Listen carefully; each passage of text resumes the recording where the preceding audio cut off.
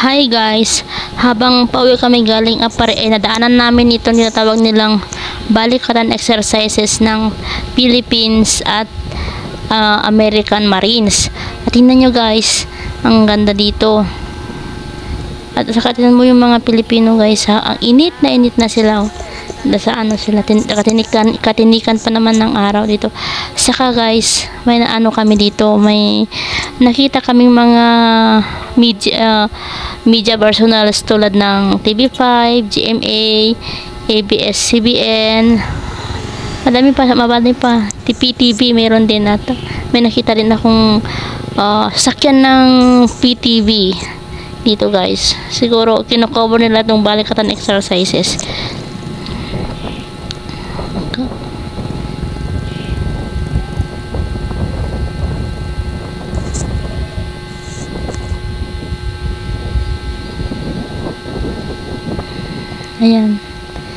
Ayan sila. At saka ano guys, dito pala, hindi ko na lang sinot pero may nakita rin kaming na-witness din namin yung ano sa dagat, kasi mayroon silang binilagay sa dagat mga ano nata, mga speedboats o mga bangkata yun.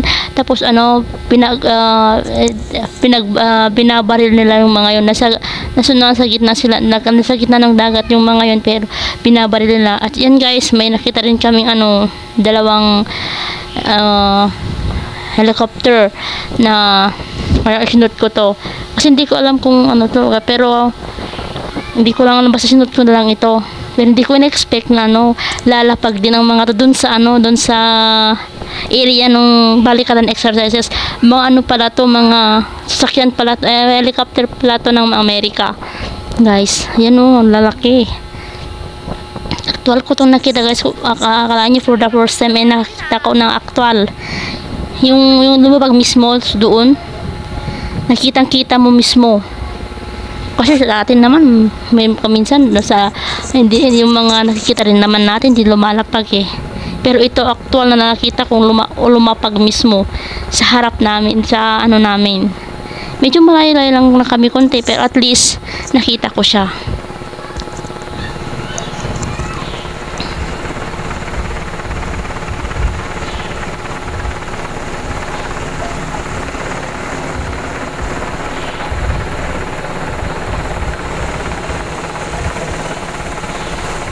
Ayan no guys, imagine nyo yan kung gaano yan, imagine nyo yan kung gaano yan kahangin.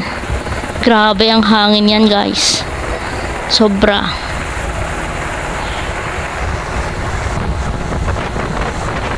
Ano lang yun wala pang laman, yung ano lang, yung piloto lang ang nandyan, pilot lang ang nandyan.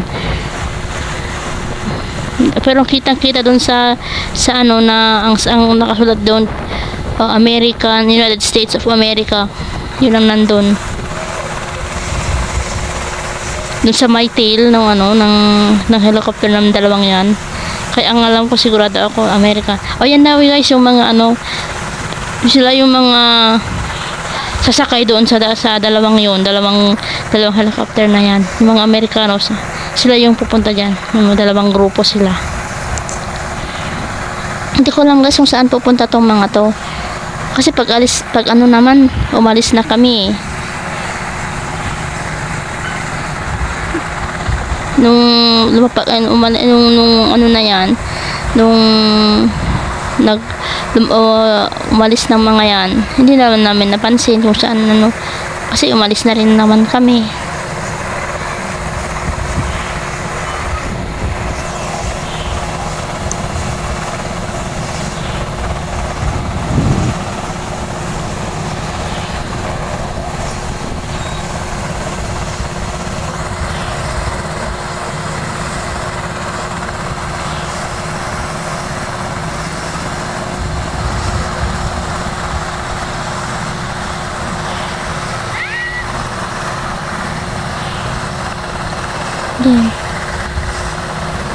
Kita nyo naman mga yan, madami kami dyan guys, hindi lang mga yan, madami pang tao dyan na nanonood, sobrang dami.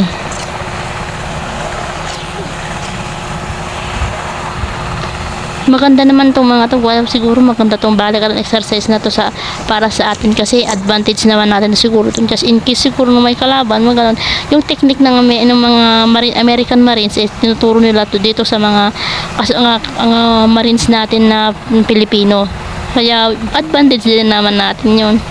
Siguro yung mga bangkang yon pretend siguro nila ng mga kalaban, ganun, siguro yun ang inaano na kasi inaano na yun, binabaril ng mga yun yung mga nandun sa dagat na mga binilagay nila doon, binabaril nila yung mga Pilipino, yung kanina yung mga nakapila doon, yun sila yung iba yung mga yun sila yung mga bumabaril doon sa mga bangkang yun.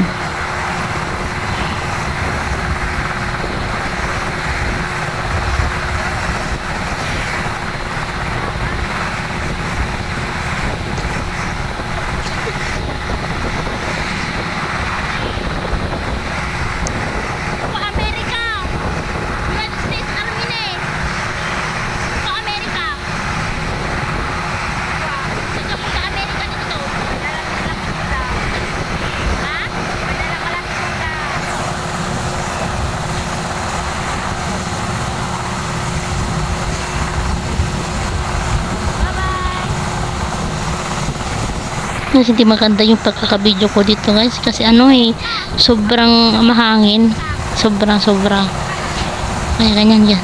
Imagine nyo yung mga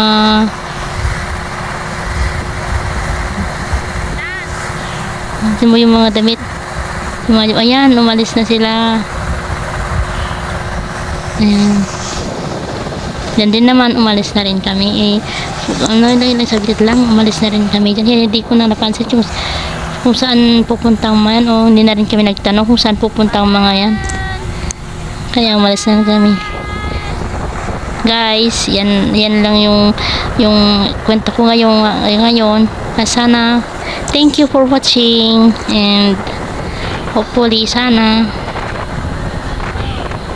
next time may mga content din ako ulit.